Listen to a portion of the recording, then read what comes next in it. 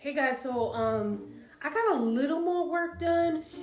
As I exercise, my mid face tends to droop, and I got a little something to kind of lift it up a little bit.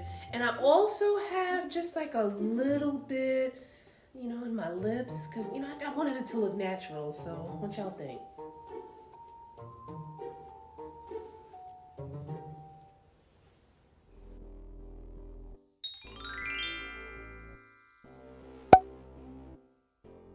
Okay, so nobody actually wants to look like Jigsaw after a cosmetic procedure, but there are just far too many examples of pillow face out there that it might lead you to think that just a pinch of syringe and you go from looking good and tasteful to crossing the line, so that we can have a conversation on how not to get that blown up look, how to not get jacked up. I asked Dr. Chynna Steele Johnson, a top cosmetic board certified dermatologist based in Atlanta, to talk to us about 5 ways to get the most out of your injectables without getting that puffy look. But should we even be using filler in the first place? We talk about that too. If you perceive somebody to be aging really, really well, like exceptionally, almost magically well, they're probably getting stuff done. So the ways that I feel like you can use injectables and get the most out of them without looking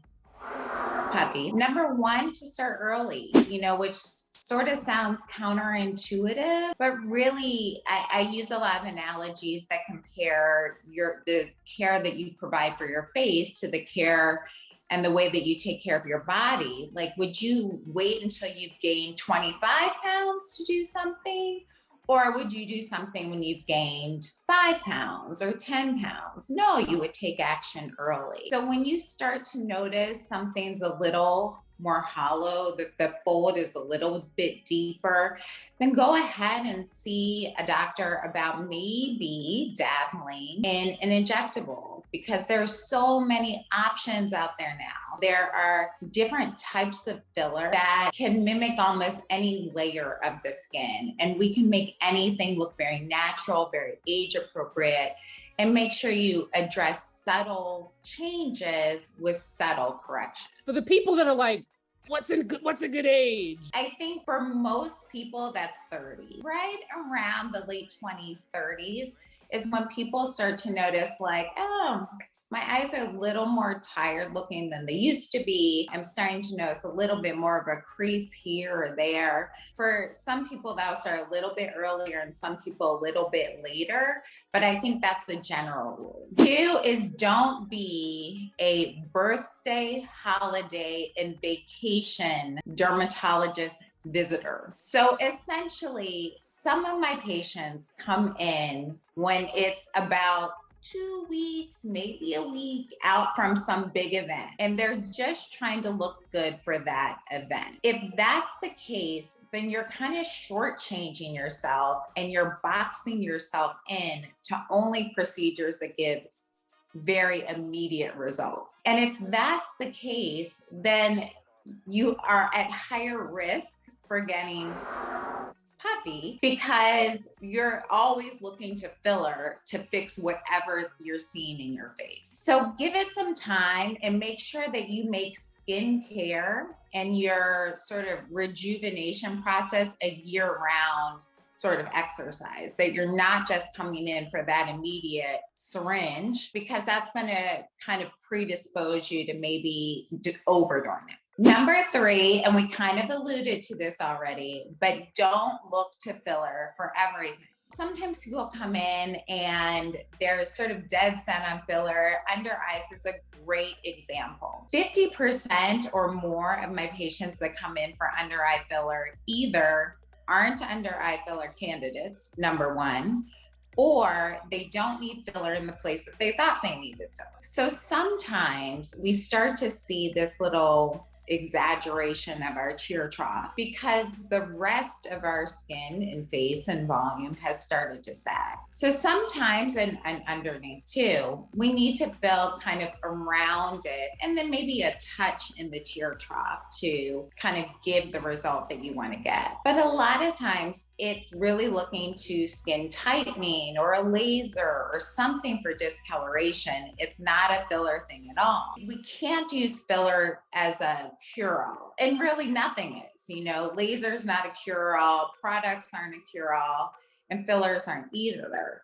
So you have to be open to consider and get other procedures that may actually address the issue that you're having and give the correction that you want. Number 4 is you have to do all of the things.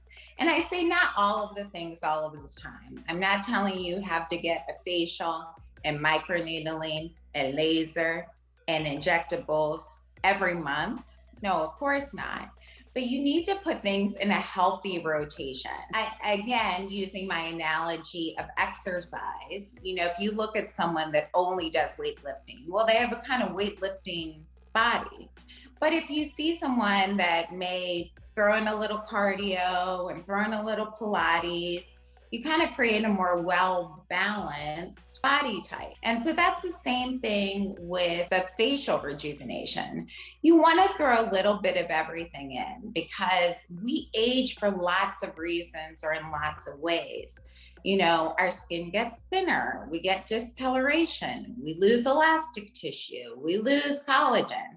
And so it's really about incorporating things that address all of those issues to give a very well-balanced and natural looking appearance over time. So number 5, placement is paramount.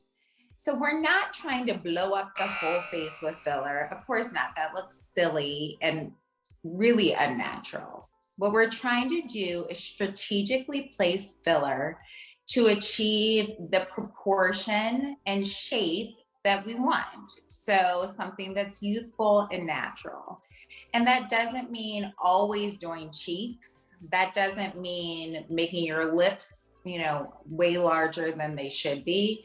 It means adding a little bit in various places. So note, I almost never fill just one area because we don't lose volume in just one area. So I choose several areas where the volume loss creates the effect of aging or looking tired. And so if we can replace volume in those areas, then that gives you a more youthful and restored look. So given all this information that's out there, how is it that celebrities who seem to have all of the access at their fingertips, how is it that some of them get really jacked up when it comes to cosmetic procedures? I wonder the same thing, like, what's going on? Did you not go to such and such's doctor? Because they look great. So don't you know that? But I look at it as they're just people. And sometimes I think about people that I know who may be celebrities or high profile, and they say, I'm so glad I found you. And I'm thinking, well, I'm out there, like, why didn't you know? But it really took someone very specifically saying, go to her. And no matter, you know, how famous or how much money you are, sometimes you just don't have that person. And they're just human. Nowadays, there are several people who seem to be okay with not looking natural. I don't know what it is. I don't know if it's by specific intent, like they want to look artificial, or if they're just sort of seeing something different in the mirror and it's body dysmorphism. So there's a video from Dr. Gavin Chan titled "Why I Stopped Filling Faces." And if I had $1 every time somebody mentioned this video or another video similar to it in my comments, like, I would need Google AdSense. I'll leave the video linked below for anybody that wants to watch it. But the gist of the video is essentially what you've been saying here. I still do filler. That's my title. You know, in large part, I agree with him. And I think there is a big place for filler in the aesthetic world. I still get it. It's important for me and maintaining my own kind of, youthful look. But if you guys remember when some of the first fillers came out, it was like, fill your smile lines, fill your smile lines. And people did that for years. Like they just filled smile lines. And then people are like, ooh, maybe that doesn't look good if you just keep filling the smile lines. And then another indication comes and people just fill cheeks or people just fill whatever on the face. And then we start to realize, well, that doesn't look good. So we have moved to a more specific and strategic use of fillers and individualized. Not everybody needs chin filler. I tell patients that all the time.